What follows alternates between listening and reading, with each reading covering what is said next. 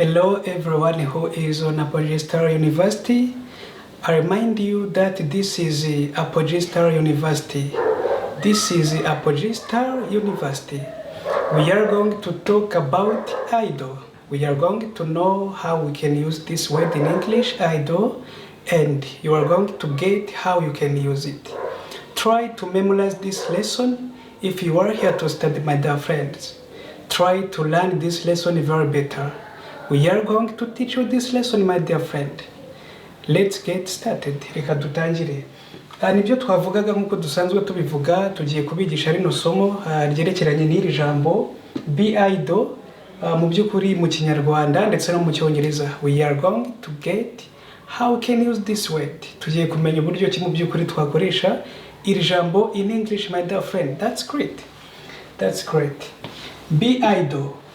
Be idle is to spend time doing nothing. Mu byukuri be idle, spend time doing nothing. No kumara umwanya cyangwa se kumara igihe nta kintu ukora. Mu byukuri no gutakaza umwanya ubusa, no kumara umwanya udafite icyo ukora, ari byo twita imburamukoro in Kinyarwanda. You are going to get how this word is going to help you. Ugiye kumenya uburyo ki mu byukuri iri jambo rigiye kuba ryagufasha. Twamaze kubona ko iri jambo be idle ari imburamukoro, umuntu udafite ikintu akora cyangwa se akaba nagifite ariko akaba adafite ubushake.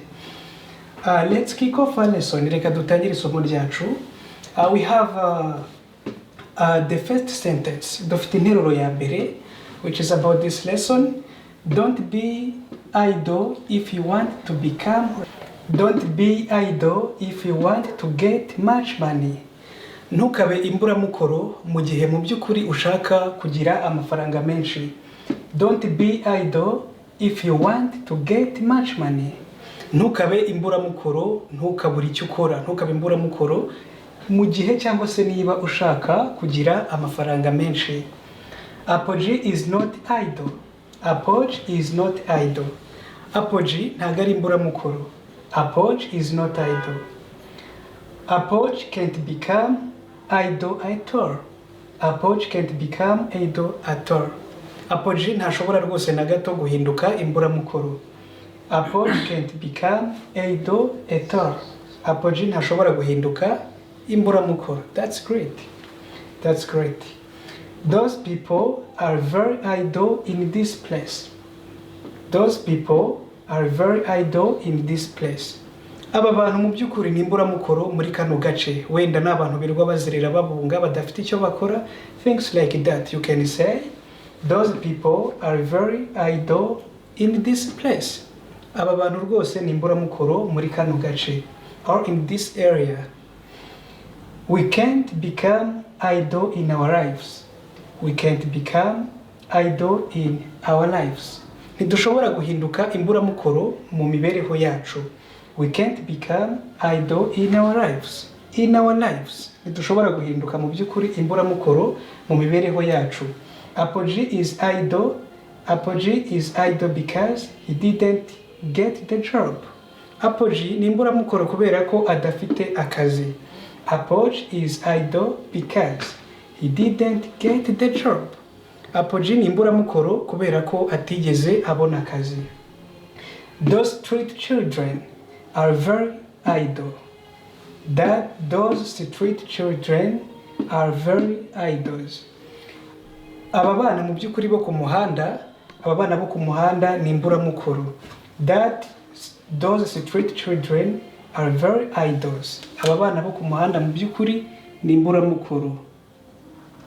Yes, of course.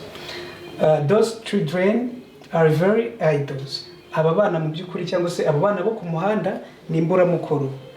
My wife is very idle because she can't do anything. Umugore wanje ni imburamukoro kubera ko mu byukuri adashobora gukora ikintu icyo ari cyo cyose. My wife is very idle because she can't do anything. Umugore wanje ni imburamukoro kubera ko mu byukuri adashobora kugira icyo akora. there is no idle person who can get to be rich. Nta muntu ushobora kuba umukire ari imburamukoro. There is no idle person who can get to be rich. Nta muntu mu by'ukuri ushobora kuba ushobora gukira ari imburamukoro, cyangwa se nta muntu mu by'ukuri ushobora kugera ku bukire ari imburamukoro. Things like that. Idle people can't be rich. Idle people can't be rich. Abantu mu by'ukuri b'imburamukoro ntibashobora gukira, ntibashobora kugira icyo bageraho. Idle people can't be rich. Abantu mu by'ukuri b'imburamukoro ntibashobora kuba baba bakire, cyangwa se ntibashobora kubona some money, amafaranga mu by'ukuri ayo ariyo yose. I will hope that this lesson is very vital for you.